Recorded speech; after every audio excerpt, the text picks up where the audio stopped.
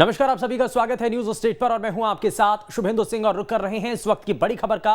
नक्सली हमले से जुड़ी इस वक्त की बड़ी जानकारी। नक्सलियों के आईडी ब्लास्ट मामले में बड़ा खुलासा हुआ है। नक्सलियों ने घटना की जिम्मेदारी ली है। अरनपुर में कल आईडी ब्लास्ट हुआ था। ब्लास्ट में डीआरजी के 10 जवान शहीद हो गए थे। नक्सली हमले को लेकर सीएम बघेल का बड़ा बयान भी सामने आया। हमारे जवान इससे हताश और निराश नहीं होने वाले हैं। हम कार्रवाई और तेज करेंगे, ऑपरेशन तेजी से आगे बढ़ेगा। नक्सलियों के मांग में घुस करके करारा जवाब दिया जा रहा है। यह मुख्यमंत्री भूपेश बघेल की तरफ से बयान भी दिया गया था, लेकिन नक्सली हमले से जुड़ी हुई ये बड़ी जानकारी मिल रही है, जहां नक्सली हमले को लेकर के ये साफ हुआ है और इसकी जिम्मेदारी नक्सली गुट ने ली है। और इस दौरान आप एक बड़ी बात भी मुख्यमंत्री की तरफ से सामने आ चुकी है। उन्होंने कहा है कि नक्सलियों के मांग में घुस करके करारा जवाब दिया जा रहा है।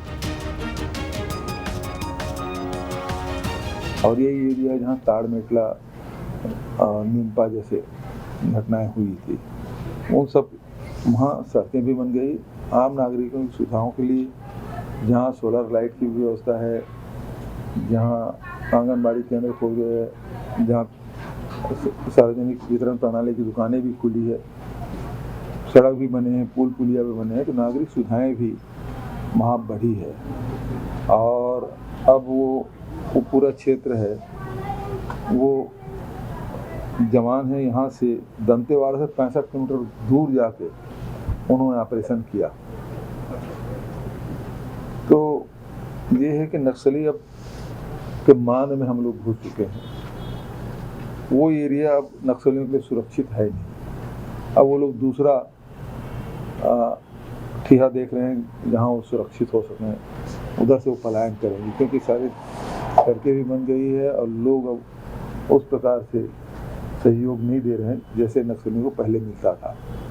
पहले और अब में अंतर ये है, पहले जो हमारे कैंप थे वहाँ नक्सली हमला करते थे। अब परिवर्तन ये आया कि नक्सली के मान में घुस कर उसको घेर कर मारने का काम हो रहा है।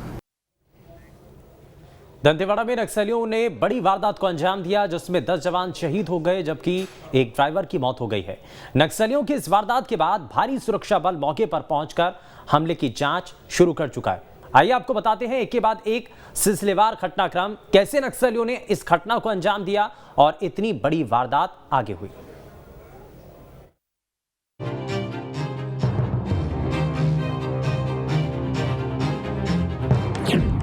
प्लानिंग के साथ नक्सलियों का हमला।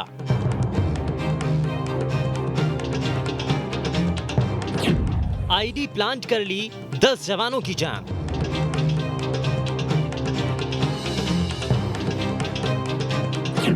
नक्सलियों को थी ऑपरेशन की जानकारी।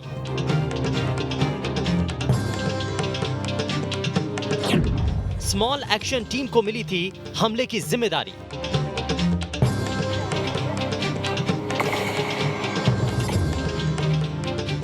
छत्तीसगढ़ के दंतेवाड़ा में बुधवार को हुए नक्सलियों के हमले में डीआरजी के 10 जवान शहीद हो गए, जबकि वाहन चालक की भी मौत हो गई है। नक्सलियों की ये वारदात पूरी प्लानिंग के तहत अंजाम दी गई। जवानों पर यह हमला तब हुआ जब डीआरजी की टीम एक नक्सल ऑपरेशन से लौट रही थी। दरअसल जवानों को इनपुट मिला था कि नक्सलियों के डिविजनल कमेटी का मेंबर जगदीश पिछले 4 दिनों से इलाके में सक्रिय है, जिसके बाद दंतेवाड़ा पुलिस के अफसर बड़े अधिकारियों से जवानों को ऑपरेशन पर भेजने की इजाजत उन्होंने मांगी। 25 अप्रैल को डीआरजी की पूरी 6 टीमों को नक्सल ऑपरेशन पर भेजा गया था, लेकिन नक्सलियों को ऑपरेशन के बारे में जानकारी मिल गई और वो जंगल में फरार होने में कामयाब हो गए, जिसके बाद टीम को खाली हाथ वापस लौटना पड़ा। कल जिला दंतेवाड़ा एवं सुकमा के सीमावर्ती थाना अरनपुर अंतर्गत दरबा डिवीजन माओवादी कैडर का सूचना का आधार पर ही police team Dantewada DRG team गश्त में रवाना हुए थे। जहां पर इंफॉर्मेशन तो उधर पुलिस ने सर्चिंग के दौरान एक मुठभेड़ भी हुए थे, उसमें कुछ टीम अंदर लगातार सर्चिंग अभियान में जारी रहा। जिस टीम वापस लौट रहे थे उनमें से अरनपुर और समेली के बीच में एक गाड़ी को माओवादी द्वारा टारगेट की गई थी आईडी ब्लास्ट के माध्यम से। उसी में सवार सभी हमारा डीआरजी कमांडोज एवं जो वाहन चालक है, कुल 11 लोग का शहादत हो गए थे। नक्सलियों को जानकारी हो गई थी कि डीआरजी के जवान बड़ी गाड़ी से आए हैं, इसलिए जवानों से भरी गाड़ी को निशाना बनाने की प्लानिंग बनाई गई। और हमले की जिम्मेदारी नक्सलियों की स्मॉल एक्शन टीम को सौंपी गई। अफसरों के निर्देश के बाद सभी जवान जंगल से जिला मुख्यालय लौटने लगे। इनमें डीआरजी की प्लाटून नंबर 1 अरनपुर पहुंची, जहां जवानों को लेने कई गाड़ियां पहुंची, जहां से लौटते समय नक्सलियों ने जवानों से भरी गाड़ी को अपना निशाना बनाया और जैसे ही गाड़ी आईडी के ऊपर आई वैसे ही नक्सलियों ने ब्लास्ट कर दिया। जिस तरीके से जो कल आईडी के माध्यम से मोदी द्वारा पुलिस को नुकसान पहुंचाया गया, अभी जांच के विषय है कहां पर क्या कुछ हमारा जो कार्रवाई में और बेहतर कर सकते थे, जहां पर हमारा कार्रवाई में माओवादी को मौका मिल गए थे, वो जांच के विषय, जांच के पश्चात ही फिर संपूर्ण स्थिति को एक आंकलन करना में संभव हो पाएगा। नक्सलियों के लगाए आईडी का धमाका इतना जबरदस्त था कि गाड़ी के साथ 10 जवान और एक वाहन चालक के शरीर के चिथड़े उड़ गए और सड़क पर करीब 7 फीट गहरा गड्ढा हो गया। आशंका जताई जा रही है कि हमले के लिए नक्सलियों ने करीब 50 किलो का आईडी का इस्तेमाल किया था। धमाका इतना जोरदार था कि करीब 1.5 किलोमीटर दूर तक इसकी आवाज सुनाई दी गई। वहीं अधिकारी विस्फोटक और उसकी मात्रा के बारे में जांच करने के बाद कुछ कहने की बात कर रहे हैं। तो फॉरेंसिक टीम के माध्यम से कल स्पॉट इंस्पेक्शन की गई थे, उसके जो जितना भी टेल सिम्टम्स हैं, बाकी जो सब उस तरह जो सॉइल टेस्ट वगैरह भी की जाएगी, उसके बाद फिर एक्सप्लोजिव का नेचर और क्वांटिटी जो क्रेटर साइज के हिसाब से एक साइंटिफिक एनालिसिस की जा रही है। कल ही तत्काल घटना के बाद फॉरेंसिक टीम जाकर जितना भी एविडेंस वगैरह उधर कलेक्ट कर चुकी है, उसका भी एनालिसिस की जा रही है, उसके बाद फिर स्थिति क्लियर होगा। नक्सलियों को जवानों के इस ऑपरेशन के बारे में जानकारी थी, इसीलिए नक्सलियों ने डीआरजी जवानों को अपना निशाना बनाया। दरअसल दंतेवाड़ा समेत बस्तर में नक्सलियों के खात्मे के लिए डीआरजी के जवानों का बड़ा योगदान होता है, क्योंकि डीआरजी में स्थानीय युवा और सरेंडर किए हुए नक्सली होते हैं जो जल जंगल जमीन से वाकिफ होते हैं। सरेंडर नक्सली नक्सलियों के ठिकानों को अच्छी तरह से जानते हैं, इसीलिए दूसरे फोर्स की तुलना में नक्सली डीआरजी जवानों से खुद के लिए ज्यादा उनको खतरा मानते हैं। वहीं बस्तर में नक्सलियों का टीसीओसी चल रहा है, जिसमें नक्सली टीसीओसी के दौरान बड़ी घटना को अंजाम देते हैं। इसे भी हमले से जोड़कर देखा जा रहा है।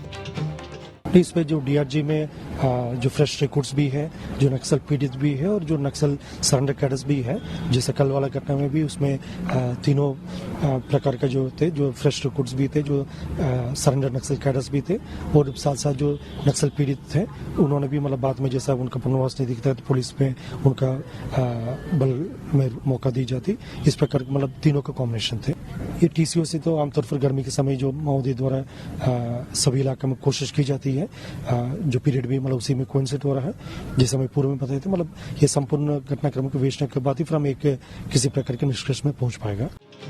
दंतेवाड़ा में हुए इस बड़े हमले पर कई सवाल खड़े हो रहे हैं। नक्सलियों के खिलाफ चलाए जा रहे ऑपरेशन की जानकारी नक्सलियों तक पहुंचना और जवानों की गतिविधियों पर नजर रखना कहीं न कहीं बड़ी चूक की तरफ इशारा कर रही है। ऐसे में देखना होगा कि प्रशासनिक अधिकारी, सुरक्षा बल और इंटेलिजेंस आने वाले समय में इस तरह के हमलों को रोकने में कामयाबी कैसे हासिल करते हैं। Team news state. नक्सली अपने नापाक मंसूबों को पूरा करने में इस बार कामयाब जरूर हो गए हैं, लेकिन इतना तय है कि उनको इसका करारा जवाब भी मिलेगा। इस बीच हमले के बाद का एक वीडियो सामने आया जो हमले के तुरंत बाद का बताया जा रहा है। इस वीडियो को उस गाड़ी के ड्राइवर ने बनाया जो हमले का शिकार हुई गाड़ी के ठीक पीछे चल रहा था।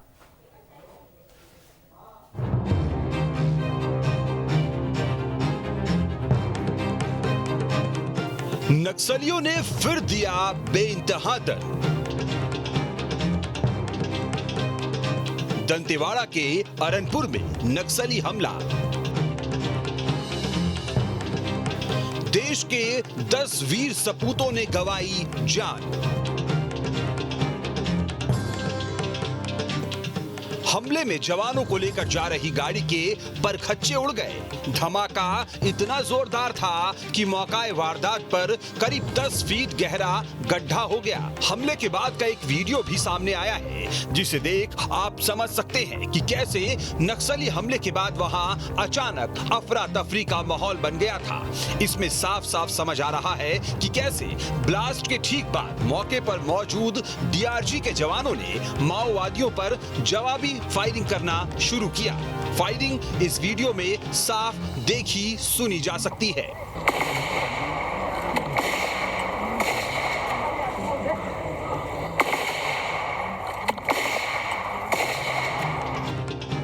कुछ सेकंड के इस वीडियो के बारे में ये जानकारी सामने आई है कि 26 अप्रैल को डीआरजी का काफिला अरनपुर से होता गुजर रहा था। आगे पीछे चल रही गाड़ियों में एक गाड़ी के ड्राइवर ने तंबाकू खाने के लिए गाड़ी रोक दी। पीछे चल रही गाड़ी ने ओवरटेक किया।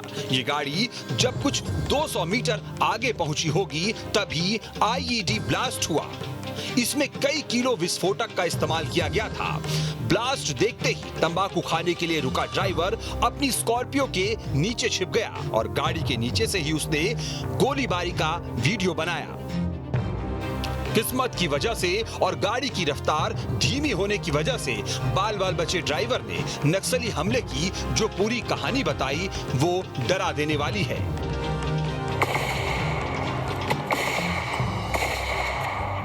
विस्फोट इतना भयानक था कि जवानों के शव कई मीटर दूर उड़ गए। मैंने जंगल से 2 बार गोलियों की आवाज सुनी। मैं तुरंत गाड़ी के नीचे छुप गया। मेरी गाड़ी में 7 जवान थे जिन्होंने तुरंत जवाबी फायरिंग करना शुरू किया। 15 मिनट तक फायरिंग चलती रही। फिर जवानों ने मुझे कवर फायर दिया ताकि मैं 700 मीटर दूर मौजूद अरनपुर पुलिस थाने पहुंच सकूं। मैंने वहां पहुंचते ही काफिले की दूसरी गाड़ियों को रोकने का काम किया। 26 अप्रैल को छत्तीसगढ़ के दंतेवाड़ा में एक बड़े नक्सली हमले में 10 जवान और एक ड्राइवर शहीद हो गए। वो सभी राज्य के डिस्ट्रिक्ट रिजर्व गार्ड का हिस्सा थे।